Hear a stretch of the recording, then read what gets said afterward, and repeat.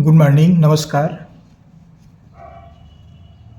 अध्याय ठोस आकृतियों का पृष्ठीय क्षेत्रफल एवं आयतन, surface area and volume of solids. ये क्षेत्रमिति के अंतर्गत ये अध्याय पढ़ाई जाती है।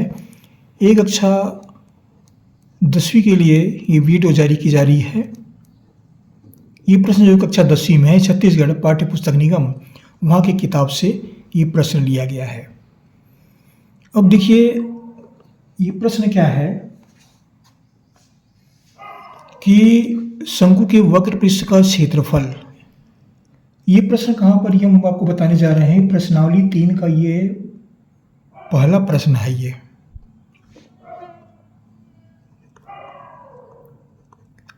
प्रश्नावली 3 का पहला प्रश्न ये आप ढूंढ सकते हैं। ये प्रश्न आपको मिल जाएगा, आसानी से मिल जाएगा। जो मेरे पास किताब है उसमें ये दिया गया है, आपकी किताब में भी दिया गया होगा, आप ढूंढ सकते हैं।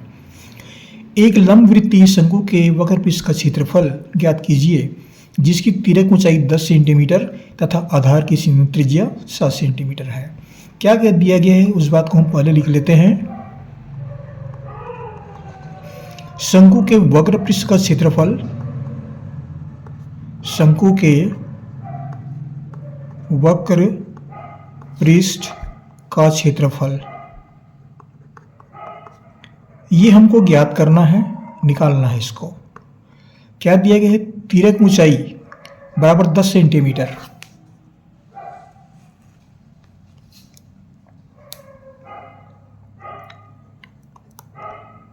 शंकु की तिर्यक ऊंचाई, तिर्यक ऊंचाई को L से व्यक्त करते हैं। L बराबर दिया है 10 सेंटीमीटर। आधार की त्रिज्या,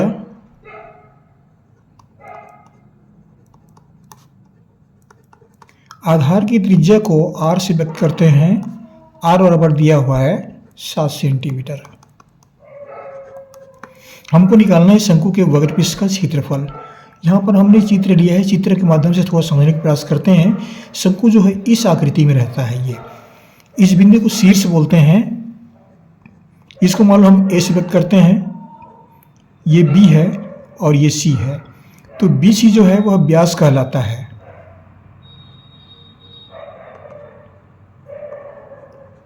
बी सी व्यास है। ये आधार कहलाता है। ये पूरा भाग जो घेरा हुआ है, गोलाकार घेरा है, ये आधार कहलाता है ये। और तिर्यक ऊंचाई, तिर्यक ऊंचाई ए बी, इसको एल से व्यक्त करते हैं। ए सी, इसको भी एल से व्यक्त करते हैं। ये भी तिर्यक ऊंचाई, ये दोनों बराबर होता है। और ये दिया हुआ है 10 सेंटीमीटर। ये भी 10 सेंटीमीटर है। आधार की त्रिज्या 7 सेंटीमीटर। ये बिंदु मान लो डी है, ये बिंदु डी है, तो ये 7 हुआ और ये भी 7 है। डी सी बराबर 7 होगा। 7 से 14, व्यास बराबर 14 सेंटीमीटर।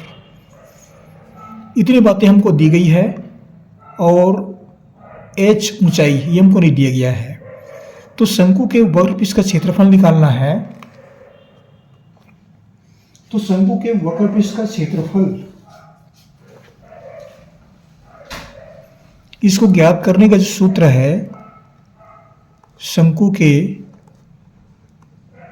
वक्र पृष्ठ का क्षेत्रफल,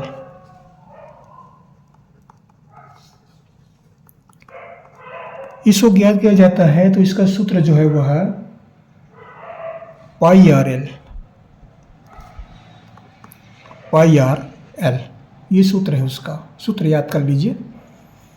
पाई के मान 22/7, आर त्रिज्या, एल तिर्यक ऊंचाई। आर त्रिज्या दी गई है 7 सेंटीमीटर, एल तिर्यक ऊंचाई 10 सेंटीमीटर, पाई 22/7। तो सरल है, पाई भी मालूम है, आर भी मालूम है, एल भी मालूम है, तीनों मान मालूम है। तो इस वक्र पृष्ठ का क्षेत्रफल आसानी से ज्ञात हो जाएगा। बराबर पाई के मान 22/7, आर बराबर 7 और एल बराबर 10।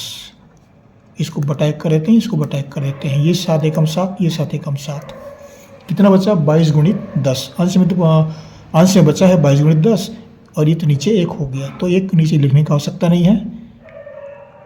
22 गुणित 10, 22 गुणित 10 बराबर 220 वर्ग सेंटीमीटर। ये शंकु के वक्र पृष्ठ का क्षेत्रफल है। ये शंकु के वक्र पृष्ठ का क्षेत्रफल। इस तरह से वक्र पृष्ठ का क्षेत्रफल आसानी से निकाल सकते हैं। ये इस प्रश्न का उत्तर है।